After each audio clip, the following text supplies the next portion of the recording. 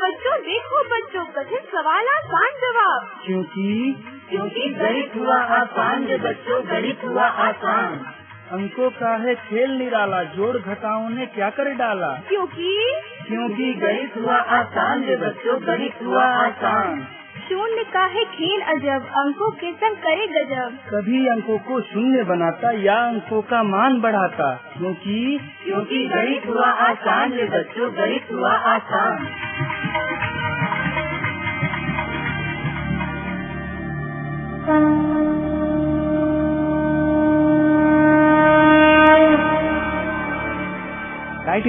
FM पर मैं हूँ आपके साथ आपका दोस्त बसंत। गणित हुआ आसान के एक और अंक के साथ जुड़ चुके हैं अलवर की आवाज में।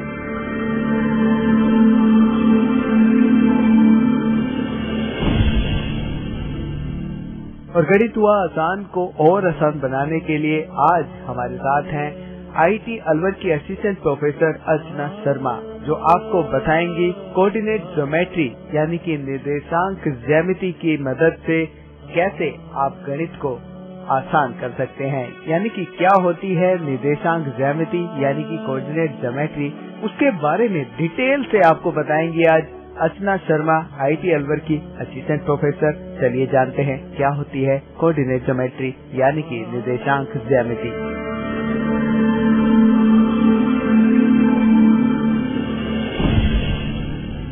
नमस्कार बच्चों, मैं अर्चना शर्मा IIT अलवर से assistant professor department of mathematics. तो बच्चों, जैसा कि आप पिछले अंक में बिंदुओं के निर्देशांक निर्धारित करना जान चुके हैं, आपको याद होगा किसी भी बिंदु को उसके चिन्ह अनुसार हम उसी चतुर्थांश में स्थित कर सकते हैं। चतुर्थांश यानी क्वाड्रेंट, ठीक है। हाँ, तो बच्चों थोड़ा सा गौर करेंगे। एक और बात मुझे आपसे निर्देशांक के बारे में डिस्कस करनी है। अच्छा बच्चों, ये बताइए क्या x, y किसी बिंदु के निर्देशांक हो x, y और किसी बिंदु के निर्देशांक हो y, x, यानी जो पहला बिंदु है उसका x अब y के स्थान पर और उसका y x के स्थान पर, यानी दो बिंदु हैं x, y और y, x। क्या ये दोनों बराबर हैं बच्चों? बताइए बच्चों, क्या ये दोनों बराबर हैं? हाँ, तो तान्या आप बताओ। मैम, x, y x के बराबर नहीं है। ठीक है बच्चों, बिल्कुल आपने सही कहा तान्या, x, y x के बराबर नहीं है। ऐसा क्यों? बिल्कुल, जैसा कि अभी तान्या ने मुझसे ये सवाल किया कि मैम x, y x के बराबर नहीं है। तो चलो बच्चों, हम इसे एक उदाहरण से समझते हैं। किसी बिंदु का निर्देशांक 1, 2 यानी x की जगह 1 और y की जगह 2 है, अर्थात उस बिंदु की y अक्ष से लंबवत दूरी यानी x = 1 है तथा x अक्ष से लंबवत दूरी यानी y = 2 है। यदि हम x = 1, y = 2 को 2, 1 से प्रतिस्थापित कर दें तो अब बिंदु के निर्देशांक क्या होंगे? 2, 1। अब बिंदु की y अक्ष से लंबवत दूरी यानी x = 2 है तथा x अक्ष से लंबवत दूरी यानी y = 1 है। तो जब दोनों स्थितियों में x तथा y के मान बदल गए तो x, y तथा y, x बराबर नहीं होंगे। बच्चों, इस तथ्य से ये जो अभी आपने x, y, x, इस तथ्य से आप एक टिप्पणी भी दे सकते हैं कि y, x, y के बराबर तभी होगा जब x का मान y के मान के बराबर हो। ठीक है, चलो बच्चों, इसी बात को हम थोड़ा आगे और बढ़ाते हैं। अच्छा बच्चों, एक बात बताओ, किसी बिंदु को x अक्ष पर स्थित करें तो उस बिंदु के निर्देशांक कैसे होंगे? चलिए मैं आपको बताती हूँ। x अक्ष पर हम मूल बिंदु के दाईं ओर चलें या बाईं ओर, दोनों ओर y का मान सदैव 0 होगा, क्योंकि x अक्ष पर अगर आप कोई भी y, जो x क्या होता है भुज और y क्या होता है कोटि, तो अगर आप केवल x अक्ष पर बिंदुओं को अंकित करें, ठीक है, तो भुज का मान कुछ ना कुछ जरूर आएगा जो आपकी संख्या रेखा पर स्थित होंगे। परंतु वहाँ उस संख्या रेखा पर जो x अक्ष को निर्धारित करती है, x अक्ष को बताती है, वहाँ पर y का मान सदैव 0 होगा। अतः ऐसे बिंदु जो x अक्ष पर स्थित हों, उनके निर्देशांक कोष्टक शुरू x, 0 कोष्टक बंद, यानी x, 0 टाइप के निर्देशांक बनेंगे, जिसमें x भुज का मान और 0 कोटि का मान होगा। और यदि हम x, 0 टाइप के किसी भी बिंदु को ग्राफ में निरूपित करें, कार्तीय तल में दर्शाने की कोशिश करें, तो यह कोई भी समानांतर रेखा होगी और जो y अक्ष के समांतर होगी। ठीक है, कैसी रेखा मिलेगी हमको? y अक्ष के समांतर। फॉर एग्जाम्पल, अगर मैं आपसे कहूँ 2, 0, इसमें x बराबर कितना है? 2 और y बराबर कितना है? 0। x बराबर 2, क्या बोल रही हूँ मैं बच्चों? x बराबर 2। x बराबर 2 का मतलब क्या है? किसी बिंदु की y अक्ष से लंबवत दूरी। और y बराबर 0 का मतलब क्या है? x अक्ष से उस बिंदु की लंबवत दूरी। इसका मतलब 2, 0 एक सरल रेखा होगी जो x बराबर 2 से गुजरती होगी और किसके समांतर होगी? y अक्ष के। ठीक है, इसी प्रकार किसी बिंदु को y अक्ष पर स्थित करें तो उसके निर्देशांक किस प्रकार के होंगे बच्चों? 0, y। 0, y का मतलब 0 भुज का मान और y कोटि का मान, क्योंकि जिस प्रकार आपने अभी अभी देखा कि x अक्ष पर बिंदु, अगर हमें कोई भी बिंदु x अक्ष पर प्राप्त हो रहे हैं तो वहाँ y का मान कैसा रहता था? 0। इसी प्रकार जब हम y अक्ष की बात करते हैं, अगर y अक्ष पर बिंदु प्राप्त होंगे, बिंदु की स्थिति y अक्ष पर निर्धारित होगी, तो डेफिनेटली भुज का मान कैसा होगा? 0। और जो बिंदु आप अंकित करेंगे, अगर उसे ग्राफ निरूपण करते हैं, उसका अगर हम कार्तीय तल में उसका ग्राफीय निरूपण करते हैं, तो हमें 100% एक ऐसी रेखा प्राप्त होगी जो x अक्ष के समांतर होगी। ठीक है, फॉर एग्जाम्पल, अगर मैं आपसे कहूँ कि बिंदु के निर्देशांक 0, 3 है, तो उस सरल रेखा की जो x अक्ष के समांतर होगी, उसकी लंबवत दूरी ओरिजिन से या मूल बिंदु से कैसी होगी? 3 इकाई। ठीक है, 3 इकाई कैसी होगी? ऊपर की ओर होगी। ठीक है बच्चों, मैं एक और छोटी सी जानकारी देना चाहती हूँ जो शायद आपके बहुत काम की होगी। हाँ मैम, जल्दी बताइए। ठीक है, तो सुनो, कभी आपने ये सोचा है कि x अक्ष का समीकरण क्या होता है? नहीं मैम। रश्मि, तुम बताओ। नहीं मैम। ठीक है, तो मैं आपको बताती हूँ। अगर आप केवल x अक्ष को देखें तो वो आपको कैसी रेखा प्रतीत होती है? सरल रेखा। Very good. बच्चे, क्या नाम है आपका? स्नेहा। ओके स्नेहा, x अक्ष आपको कैसा दिखता है? सरल रेखा। Very good. ठीक है, तो मैं बताती हूँ, इस सरल रेखा का समीकरण y बराबर 0 होता है। क्या होता है? y बराबर 0 होता है। ठीक है, अच्छा, अब ऐसे ही रश्मि तुम बताओ, y अक्ष का समीकरण क्या होगा? x = 0। ओके, यानी x बराबर 0। अच्छा रश्मि, तुम मुझे ये बताओ, क्या y अक्ष भी सरल रेखा जैसा दिखता है? जी मैम, y अक्ष सरल रेखा जैसा दिखता है। ठीक है, तो अब हम निर्देशांक ज्यामिति के अगले टॉपिक की ओर बढ़ते हैं और अब हम सीखेंगे किन्हीं 2 बिंदुओं के जिनके निर्देशांक ज्ञात हो, उन बिंदुओं के बीच की दूरी क्या होगी, अर्थात अब दूरी सूत्र पर चर्चा करेंगे। ठीक है बच्चों, कहा जाता है इस फॉर्मूले के उद्भव के लिए, जो आपका डिस्टेंस फॉर्मूला, जिसको हम दूरी का सूत्र भी कहते हैं, हमारे गणित के 3 महान गणितज्ञों का बहुत बड़ा योगदान है। उनके नाम हैं यूक्लिड, पाइथागोरस, डेस्कार्ट्स। जैसा कि हमने अपने सबसे पहले अंक में डेस्कार्ट के बारे में थोड़ा सा जाना था, क्योंकि डेस्कार्ट को ही निर्देशांक ज्यामिति का पिता कहा जाता है। ठीक है, तो चूंकि यूक्लिड को भी ज्यामिति का पिता कहा जाता है, और आपको मैं एक बात बता दूं कि जो आपकी हाई स्कूल की ज्यामिति है, मतलब ज्यामिति के बिना शायद आपको पता है, ज्यामिति यानी ज्योमेट्री के बिना आपको पता है कि साइंस और मैथ्स शायद अधूरे हैं। आज ज्यामिति के विकास ने ही हम सबका विकास किया है। अगर ज्यामिति का अध्ययन हम लोग नहीं करेंगे तो हमें शायद किसी भी वस्तु की आकृति, उसकी शेप या उसके साइज या उसके मेजरमेंट नहीं मालूम चलेंगे। जानते हैं आप लोग?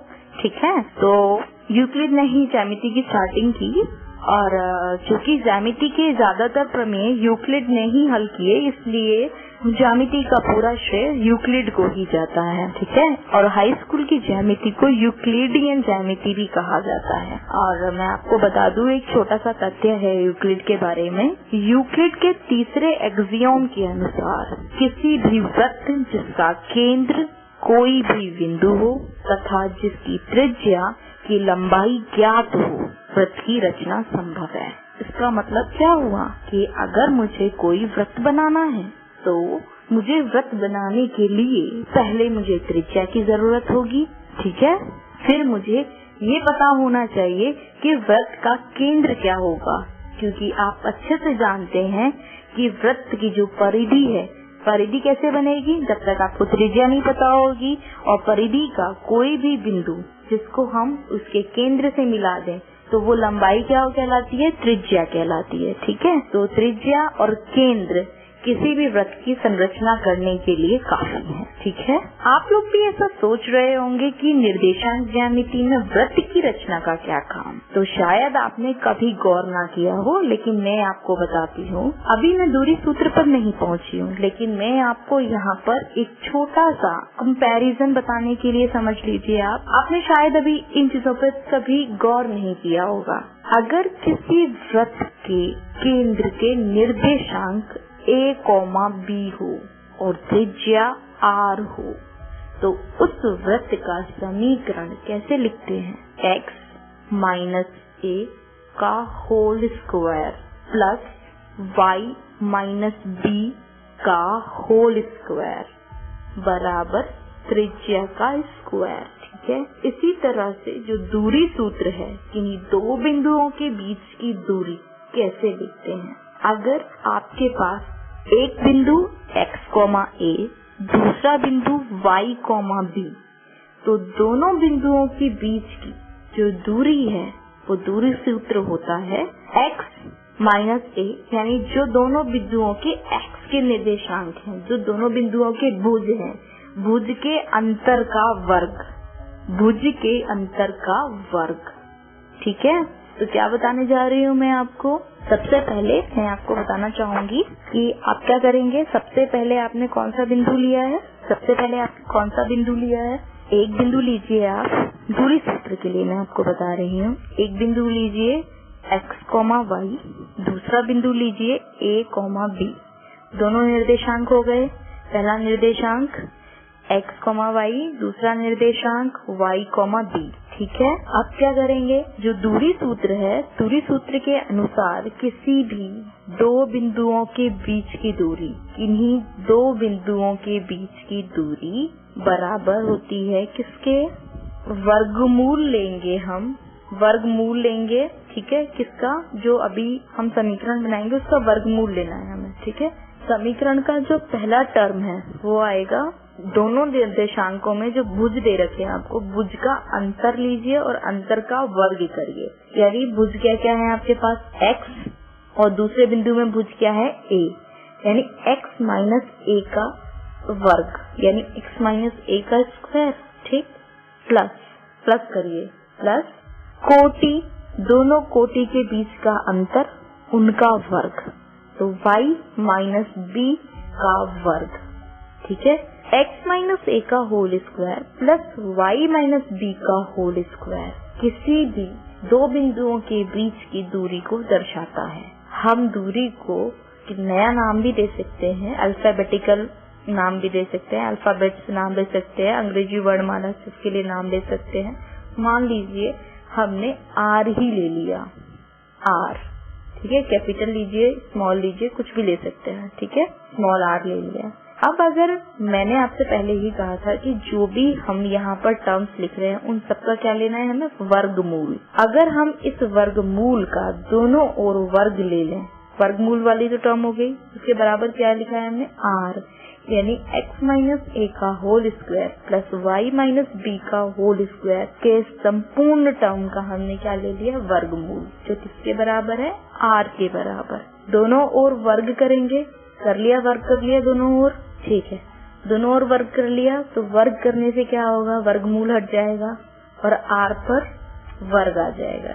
तो r स्क्वायर बराबर क्या होगा, r स्क्वायर बराबर x माइनस a का whole square plus y minus b का होल स्क्वायर।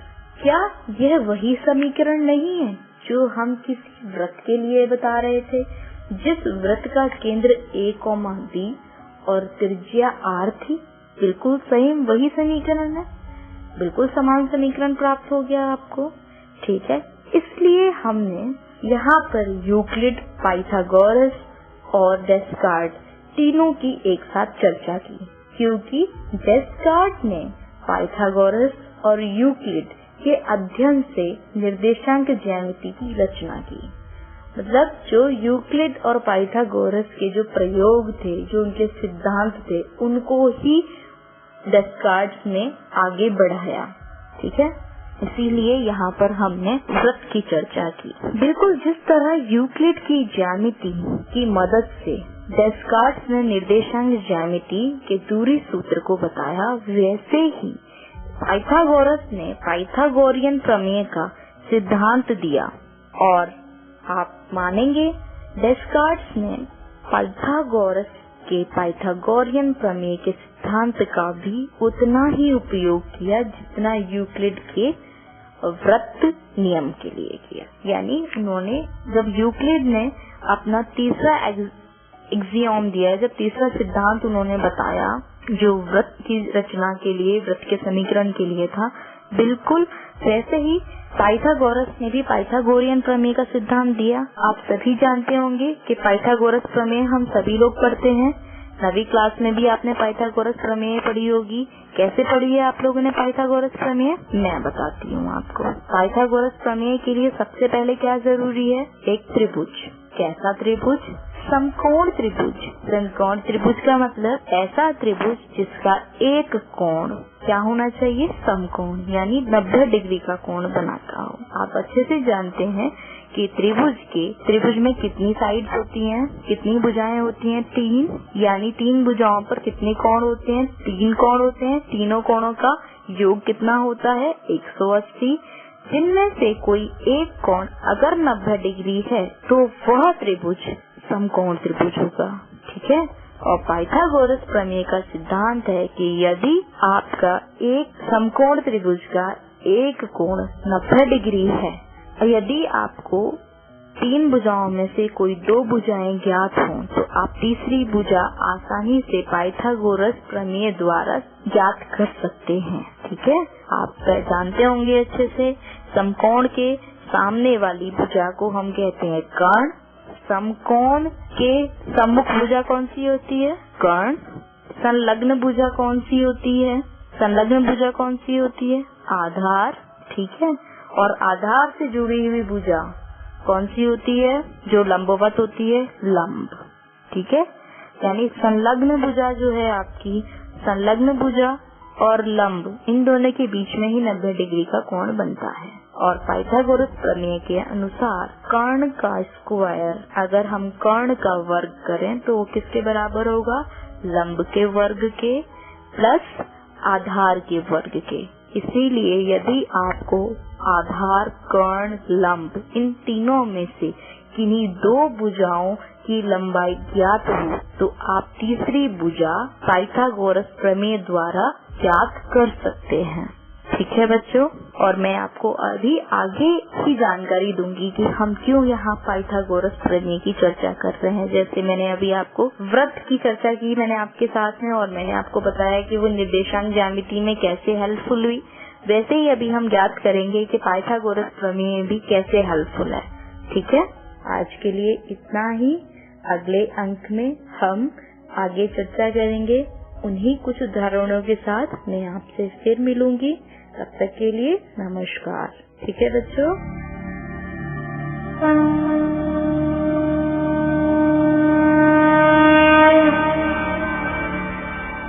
तो दोस्तों, आपने जान ही लिया होगा कि निर्देशांक ज्यामिति क्या होती है, और उसको विस्तार से आपको बता रही थी आईटी अलवर की असिस्टेंट प्रोफेसर अर्चना शर्मा।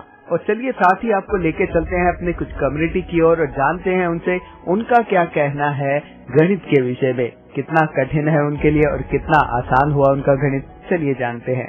मेरा नाम आशा शर्मा, मैं आर्य बालिका उच्च माध्यमिक विद्यालय रामगढ़ रोड गोलेटा की प्रिंसिपल। यहाँ हमारे पास 500 के करीब बच्चे हैं, जहाँ 12th क्लास तक आर्ट्स है। और यहाँ बच्चियाँ काफी दूर दूर से गाँव से भी आती हैं जो पढ़ाई में रुचि दिखाते हैं। ग्रामीण क्षेत्र होते हुए भी यहाँ बच्चियाँ काफी जागरूकता रखती हैं। मेरे भाई पहले अपने अपने बच्चियों को नहीं पढ़ाते थे, लेकिन अब काफी जागरूकता आ गई है शिक्षा के माध्यम से, और वो लोग अपनी बच्चियों को पढ़ने के लिए भेजते हैं। 12वीं क्लास में मेरे पास इस समय 14 बच्चियाँ मेरी बच्चियाँ हैं जो पढ़ने में रुचि रखती हैं, और आगे भी यहाँ से जाने के बाद भी मेरी बच्चियाँ रामगढ़ कॉलेज में, जीडी कॉलेज में अध्ययन कर रही हैं। और एक मैम आपसे ये जानना चाहेंगे कि जैसे कि हम मैथ्स की हमारी बात चली है, हम काफी स्कूलों में विजिट भी किया है, तो मैथ्स को लेके बच्चों में एक हवा दिखाई देता है कि मैथ्स से डरते हैं बच्चे, तो वो क्या रीजन आप समझते हैं? वो ये कि शुरुआत में बच्चों में मेहनत नहीं हो पाती है। उनको सरकारी स्कूल पढ़ते हैं गाँव में, सरकारी स्कूलों में पढ़ाई करती हैं वो लोग, तो वहाँ उनको समझाया नहीं जाता है। यहाँ जैसे 4th क्लास में भी बच्चे आती हैं तो उनको हम 2 के पहाड़ी से ही पढ़ाते हैं, और इसीलिए उनमें धीरे धीरे जागरूकता बनती है, रुचि बनती है। कारण यही है कि शुरुआत में उनकी बॉडी जो नींव है वो पक्की नहीं होती है, इस वजह से बच्चे डरते हैं मैथ से, और कोई ऐसा कारण नहीं है। और एक मैम आपसे जानना चाहेंगे कि जैसे कि हमने रेडियो के जरिए कि ये प्रोग्राम शुरू हुआ है डीएसटी यानी कि साइंस मिनिस्ट्री ने के साथ में मिलके कि भाई बच्चों को मैथ्स के प्रति जागरूक करना और मैथ्स का हुआ दूर करना है बेसिकली रेडियो से, तो ये प्रोग्राम जो हमने चलाया कि कितना लगता है कि सक्सेसफुल या कामयाब हो सकता है? बिल्कुल हो सकता है, क्योंकि बच्चे जब पढ़ेंगे उनमें जागरूकता आएगी, रेडियो के देखेंगे, हमारी आवाज भी आएगी इसमें, तो बच्चे ज्यादा जागरूक होंगे। पढ़ाने वाला भी ढंग से पढ़ाता है और समझने वाली बच्चियां भी ढंग से समझती हैं इससे। और एक उन पेरेंट्स के लिए क्या मैसेज देना चाहेंगे जो बच्चों को जल्दी अपने छुड़ा लेते हैं स्कूल से, या 7वीं 8वीं कराई लड़कियों को और उसके बाद छुड़ा लिया? बिल्कुल, ये मैसेज मैं जरूर देना चाहूंगी मेरे भाइयों को, ग्रामीण भाइयों को, कि अपनी बच्चियों को स्कूल ना छुड़वाएं, क्योंकि आने वाले समय में ये बच्चियां ही माताएं बनेंगी जो अपने परिवार को संभाल सकेंगी, अपने बच्चों को शिक्षा दे सकेंगी। चाहे हम सरकारी नौकरी ना करवाएं, प्राइवेट नौकरी ना करवाएं, लेकिन फिर भी अपने बच्चों को तो संभाल सकती हैं, अपने बच्चों को शिक्षा दे सकती हैं। वही बच्चियां दूध दही का भी हिसाब रखती हैं, तो उनमें भी गणित ऐसे तो गिनने ही पड़ेंगे, तो वो बच्चियां अपने आप में जागरूक रहेंगी अपने क्षेत्र के प्रति। धन्यवाद। मैं ज्ञान सिंह गुजर बक्सल की चौकी से बोल रहा हूँ। इनकी पढ़ाई बहुत अच्छी लगती है, हम हमेशा सुनते रहते हैं। हमारा जो आजकल प्रोग्राम चल रहा है गणित हुआ आसान, रेडियो अलवर की आवाज 90.8 पर, तो क्या आप सुनते हैं? बिल्कुल जी हाँ सुनते हैं। तो कैसा लगता है आपको? अच्छा लगता है। इससे क्या आपको फायदा होगा या आपके बच्चों को फायदा होगा? बच्चों को फायदा होगा। आप अपने बक्सल वासियों को क्या मैसेज देना चाहते हैं? हम ये अच्छा प्रोग्राम देखने के लिए सबको ये बताएंगे कि अच्छा प्रोग्राम है, सुने, सबको बताएंगे। और मैसेज एजुकेशन के बारे में, पढ़ाई लिखाई के बारे में बच्चों को फायदा होगा, क्योंकि वे सुनेंगे तो जो फायदा होगा उसको। आज हम आए हुए हैं बक्सल की चौकी पर, और यहाँ हम कुछ कम्युनिटी के मेंबर से बात करेंगे। आप बताइए अपना नाम। जी, मेरा नाम प्रेमलता है, मैं बक्सल की चौकी से बोल रही हूँ। हाँ, बक्सल की चौकी से बोल रही हैं आप। हमारा जो रेडियो अलवर की आवाज पर जो मैथ का प्रोग्राम आता है, आप सुनते हो? हाँ जी, हम भी सुनते हैं, हमारे पूरे बच्चे सुनते हैं। तो कैसा लगता है आपको प्रोग्राम? बहुत अच्छा लगता है जी। आपको क्या लगता है उस प्रोग्राम से आपके बच्चों को फायदा होगा? हाँ जी। बहुत अच्छी बात है, धन्यवाद। और आप ये बताइए कि आप इस कौम को यानी अपने बक्सल वासियों को क्या मैसेज देना चाहेंगे? मैं ये देना चाहूंगी कि सभी बच्चे सुने और पढ़ाई करें। धन्यवाद। धन्यवाद। हाँ, मैं मनोज शर्मा बक्सल की चौकी से। ये मैथ का प्रोग्राम बहुत बढ़िया लगता है। आप मैथ का प्रोग्राम सुनते हैं?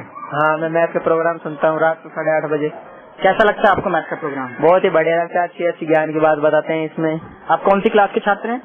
मैं 12th क्लास छात्र हूँ, लेकिन मैं अपने छोटे बहन भाइयों को इसमें कुछ सीख के थोड़ा बहुत बता सकता हूँ। बहुत अच्छे। तो कैसा लगा आपको प्रोग्राम? अच्छा लगता है ये? हाँ, बहुत ही अच्छा लगता है। हाँ जी, मेरा नाम कुंदन सिंह है और मैथ का प्रोग्राम हमें बहुत अच्छा लगता है और ये प्रोग्राम आगे भी ऐसा चलता रहे। ऐसा अच्छा प्रोग्राम है और सब्जेक्ट का भी चले तो अच्छा रहेगा। मेरा नाम पंकज कुमार, मैं बख्तर चौक पर रहता हूँ। मैथ का प्रोग्राम बहुत अच्छा लगता है, इसमें बहुत ज्ञान मिलता है, मैं हम ऐसे सीख सकते हैं। तो आप अपने भाइयों को, जो अपने साथी हैं, उनको क्या कहना चाहोगे? कहना चाहूंगा कि आप भी मैथ इसका प्रोग्राम देखें, बहुत अच्छा होता है। जैसे आजकल हम सुनते हैं मैथमेटिक्स एक हवा है, तो क्या इस प्रोग्राम से उस हवे को कुछ दूर किया जा सकता है? किया जा सकता है, कुछ तो ज्ञान मिलेगा इससे। Okay, thank you. Thank you. मैं सतीश सिंह बोल रहा हूँ अल्फा क्लासेस से, और जो ये अपना मैथ का प्रोग्राम चल रहा है ये हकीकतन बच्चों के लिए बहुत बेनिफिशियल है, क्योंकि जो बच्चे होते हैं उनके टेक्निकल पॉइंट्स को नहीं समझ पाते हैं। मैथ के जो छोटे छोटे ट्रिक्स होते हैं वो बेसिकली प्रैक्टिकल के द्वारा समझना चाहिए।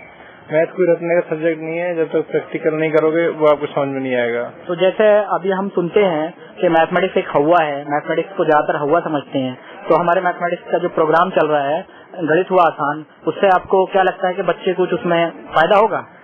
क्यों नहीं, यदि बच्चे समझेंगे, एक आप किसी चीज को सुने, एक आप उसको देखें, एक आप उसको करें, ये तीनों चीज की क्रिया जब एक साथ होगी तो मैथ हकीकतन बहुत ईजी होगी।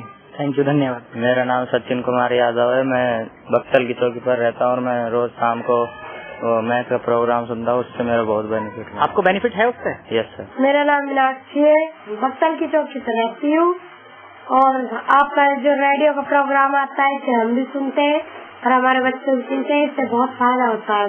तो क्या इससे जो प्रोग्राम चल रहा है हमारा गणित हुआ आसान, इसके लिए जो आपके बच्चों को फायदा होगा और बाकी बच्चों को फायदा होगा? हाँ, इससे बहुत को फायदा होगा। अच्छा, तो कोई आप मैसेज देना चाहते हो अपने बक्सर वासियों को? हाँ, खूब पढ़ो, आगे बढ़ो।